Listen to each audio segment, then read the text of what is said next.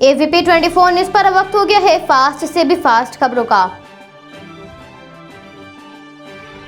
कांग्रेस के पूर्व अध्यक्ष राहुल गांधी ने एक बार फिर केंद्र सरकार पर निशाना साधा। राहुल गांधी ने कहा, वैक्सीन, ऑक्सीजन और दवाओं के साथ प्रधानमंत्री भी गायब हैं। उन्होंने सेंट्रल विस्टा प्रोजेक्ट पर हमला बोलते हुए कहा, बचे हैं तो बस सेंट्रल विस्टा, दवाओं पर GST और यहाँ वहाँ प्रधानमंत्री की फोटो। दिल्ली के उप मुख्यमंत्री ने कहा, दिल्ली में पॉजिटिविटी दर 14% हो गई है। कोरोना के नए मामले घटकर 10,400 हो गए हैं। मामले कम होने से अस्पतालों में बेड भी खाली हुए। पहले हमें हर रोज 700 मीट्रिक टन ऑक्सीजन की जरूरत थी, लेकिन अब ऑक्सीजन की जरूरत से 582 मीट्रिक टन रह गई है। आम आदमी पार्टी के प्रवक्ता और विधायक राघव चड्ढा ने कहा, केंद्र सरकार के पास वैक्सीन को लेकर कोई नीति नहीं है और राज्यों को केंद्र ने अपने हाल पर छोड़ दिया है। वैक्सीन न होने से टीकाकरण केंद्र बंद हो गए हैं। जनवरी में भारत में वैक्सीन आ गई थी तो 3 महीने में मोदी सरकार ने हर किसी को वैक्सीन क्यों नहीं लगवाई। दिल्ली के केशवपुरम इलाके में एक विवाहित महिला का शव एक बड़े पानी के ड्रम में मिलने पर पुलिस को सूचित किया गया। पुलिस ने शव को कब्जे में लेकर बाबू जगजीवन राम अस्पताल भेज दिया। वहीं महिला के कमरे में सुसाइड नोट बरामद हुआ है। पुलिस ने सुसाइड नोट के आधार पर आत्महत्या के लिए उकसाने का मामला दर्ज कर लिया है। पति को गिरफ्तार भी कर लिया गया है। कोविड-19 मरीजों के इलाज के लिए आवश्यक ऑक्सीजन उपकरणों को जब्त करने के संबंध में दिल्ली की साकेत कोर्ट ने व्यवसायी नवनीत कारला की अग्रिम जमानत याचिका को खारिज कर दिया है। उत्तर प्रदेश के अलीगढ़ में मुख्यमंत्री योगी आदित्यनाथ ने कोरोना संक्रमण के संदर्भ में उच्च अधिकारियों एवं डॉक्टरों के साथ बैठक की। यूपी में 18 से 44 वर्ष के लोगों के लिए वैक्सीनेशन को लेकर सरकार ने निर्देश जारी करते हुए कहा, यूपी में स्थायी और अस्थायी रूप से निवास करने वाले परिवारों का टीकाकरण होगा और यूपी में निवास करने का कोई भी डॉक्यूमेंट देने पर टीकाकरण हो जाएगा। राजधानी लखनऊ में हजरतगंज थाना क्षेत्र स्थित राजभवन के सामने एम्परर में लॉकडाउन के दौरान पुलिस द्वारा रात में छापेमारी किए जाने पर कैफे में भारी मात्रा में हुक्के, फ्लेवर के और लग्जरी कारों के साथ हुक्के पीते हुए 16 आरोपियों को गिरफ्तार किया गया। उत्तर प्रदेश में बढ़ते कोरोना संकट को नियंत्रण में करने के लिए राज्य सरकार सतत प्रयास कर रही है, फिर भी कोरोना के मामलों में कमी नहीं आ रही है। ऐसे में मुंबई के संक्रमण रोग विशेषज्ञ चिकित्सकों ने यूपी के भदोही, मिर्जापुर और सोनभद्र के जिला अधिकारियों के साथ ऑनलाइन संवाद किया और उन्हें इस महामारी से निपटने में कुछ टिप्स दिए। सभी ग्राम सभा केवलपुर के सम्मानित नागरिकों को तहे दिल से ईद की मुबारकबाद और शुभकामनाएं। सभी ग्रामवासियों से निवेदन है कि ईद को सुरक्षित ढंग से मनाएं और शासन द्वारा कोविड-19 के नियमों का पालन करें, घर पर रहें, सुरक्षित रहें और मास्क लगाएं। पुनः देशवासियों को ईद की दिली मुबारकबाद। जय हिंद, जय भारत, खुदा हाफिज।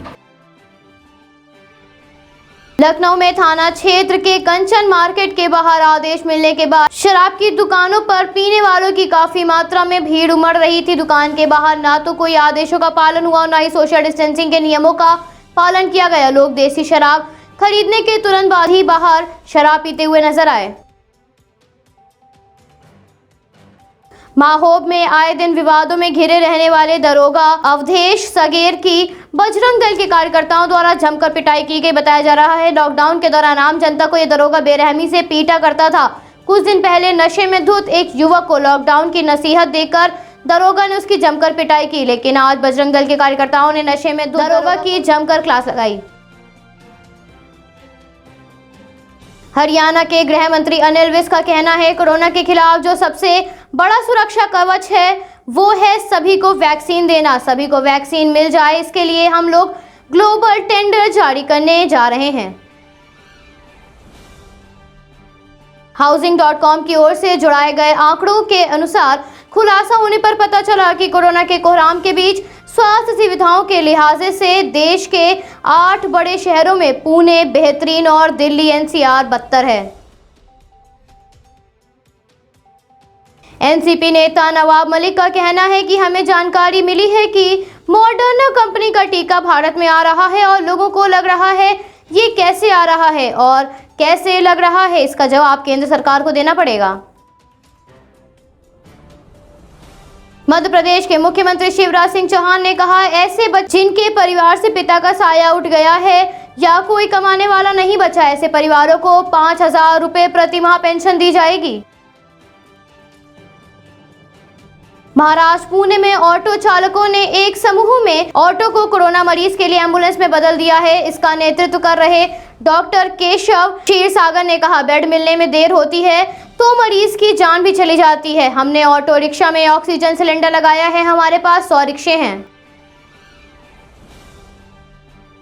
महाराष्ट्र सरकार ने राज्य में कोरोना की वजह से लगाए गए प्रतिबंधों को 1 जून सुबह 7 बजे तक के लिए बढ़ा दिया है। कोरोना की दूसरी लहर में प्रयागराज में हजारों की संख्या में लोग चपेट में आए हैं, लेकिन भाजपा के पूर्व जिला अध्यक्ष राघवेंद्र प्रसाद मिश्रा और उनके परिवार में एक एक करके 26 लोग कोरोना से संक्रमित हुए हैं, लेकिन इन सभी ने होम आइसोलेशन करते हुए कोरोना को शिकस्त दी। अब सभी स्वस्थ हैं। चमोली, टिहरी तथा देवप्रयाग में बादल फटने पर गोविंद बल्लभ पंत कृषि विवि के मौसम वैज्ञानिक प्रोफेसर RK सिंह का कहना है, पश्चिमी विक्षोभ के सक्रिय होने के कारण पहाड़ में मॉनसून पूर्व की बारिश हो रही है, जबकि पश्चिमी विक्षोभ अप्रैल के अंत तक ही सक्रिय रहता है। पंजाब के मुख्यमंत्री कैप्टन अमरिंदर सिंह के प्रधान सलाहकार प्रशांत किशोर की आवाज निकालकर कांग्रेस नेताओं से टिकट दिलाने के नाम पर ठगी करने वाले लुधियाना के थाना डेहलो पुलिस ने 3 आरोपियों के खिलाफ मामला दर्ज किया है। कोरोना संक्रमित मरीजों को वैक्सीन की डोज कब लेनी चाहिए और गर्भवती महिलाएं कब कोविड टीका लगवा सकती हैं? सरकारी पैनल ने इन सवालों के जवाब में सिफारिश की है कि कोरोना संक्रमित मरीजों को ठीक होने के 6 महीने बाद ही वैक्सीन की पहली खुराक लेनी चाहिए।